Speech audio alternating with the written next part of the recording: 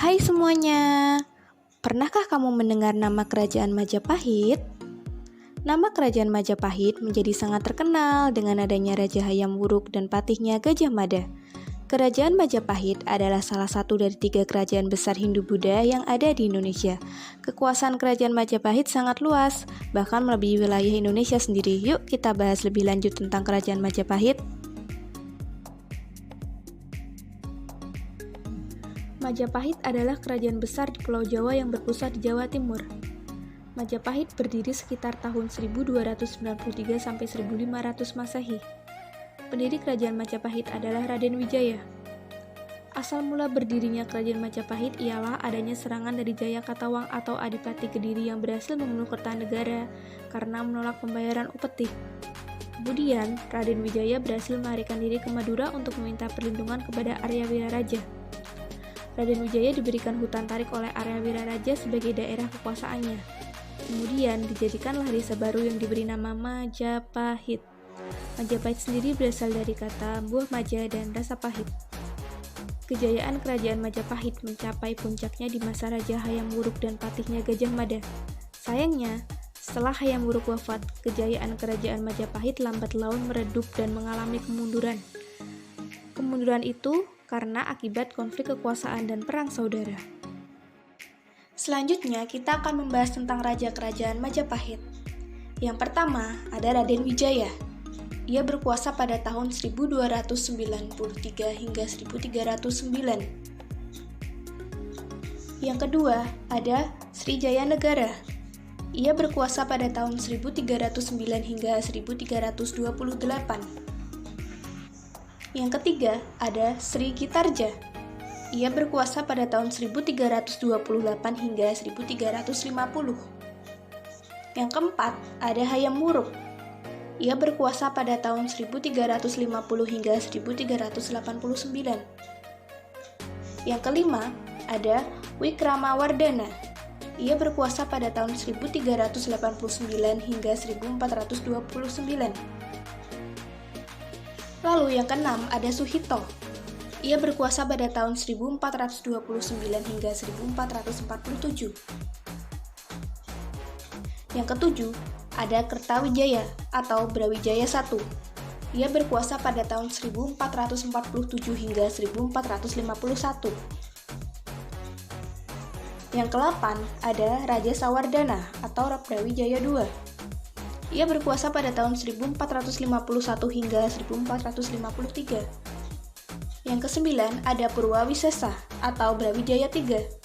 Ia berkuasa pada tahun 1456 hingga 1466. Yang ke-10 ada Brebanda Salas atau Brawijaya IV. Ia berkuasa pada tahun 1466 hingga 1468. Yang ke-11 ada Kertabumi atau Brawijaya V. Ia berkuasa pada tahun 1468 hingga 1478. Yang ke-12 ada Girindrawardhana atau Brawijaya ke-6. Ia berkuasa pada tahun 1478 hingga 1498. Yang ke-13 ada Patih Udara. Ia berkuasa pada tahun 1498 hingga 1518. Itu tadi adalah Raja Kerajaan Majapahit. Banyak kan teman-teman? Lalu selanjutnya kita akan membahas tentang peninggalan pada masa kerajaan Majapahit, yaitu ada situs Trowulan. Situs ini merupakan bukti kebesaran Majapahit. Situs ini terletak di Kabupaten Mojokerto, Jawa Timur. Situs ini merupakan satu-satunya situs kota zaman klasik Hindu-Buddha di Indonesia.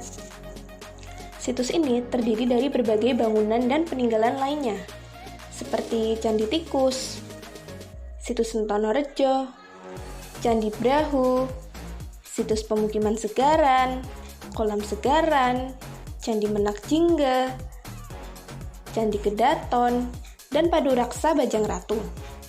Situs Trowulan adalah kawasan perkotaan yang cukup maju dari Kerajaan Majapahit, yang mulai ditempati pada masa kepemimpinan Tribhuwana Tunggadewi Jaya Wisnuwardhana dan Hayam Wuruk. Situs ini menjadi satu-satunya situs kepurbakalaan di Indonesia yang berbentuk kota dari masa kerajaan kuno klasik Nusantara abad 5 hingga 15 Masehi. Apa sih yang dapat kita lakukan sebagai upaya menghargai dan melestarikan peninggalan bersejarah di masa sekarang ini? Yuk kita simak video ini. Ya, di masa sekarang ini kita tahu ada beberapa orang yang sedikit demi sedikit mulai acuh tak acuh pada peninggalan sejarah. Sebenarnya menjadi tugas kita untuk terus menjaga dan melestarikan benda-benda peninggalan sejarah. Kita harus mengupayakannya agar benda-benda peninggalan sejarah masih dapat dilihat atau didengar ceritanya oleh anak cucu kita nanti, sehingga sejarah itu tidak musnah ditelan oleh zaman. Lalu apa saja upaya pelestarian peninggalan bersejarah yang dapat kita lakukan?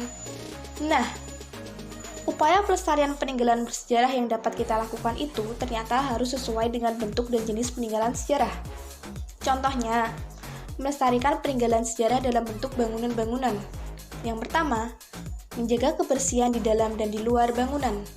Yang kedua, menjaga dan merawat peninggalan berupa peralatan dan perlengkapan. Yang ketiga, mencegah dari kerusakan-kerusakan karena alam atau tangan-tangan manusia. Lalu yang kedua adalah melestarikan bentuk peninggalan kesenian. Yang pertama, mengadakan acara kesenian secara rutin oleh pemerintah setempat. Yang kedua, menjadikan acara kebanggaan masyarakat setempat. Yang ketiga, menjadikan ikon wisata untuk menarik wisatawan. Yang keempat, mempromosikan kesenian. Yang kelima, memasukkan ke dalam mata pelajaran kesenian di sekolah setempat. Yang keenam, mengadakan festival atau lomba. Yang ketujuh, membina kelompok kesenian dengan mendirikan sanggar-sanggar kesenian. Lalu yang terakhir, mengabadikan kesenian baik dalam bentuk buku maupun rekaman. Itulah cara-cara yang dapat kita lakukan dalam mengupayakan peninggalan-peninggalan sejarah di masa lampau agar tidak musnah dari semesta ini. Sekian yang dapat kami sampaikan, semoga bermanfaat.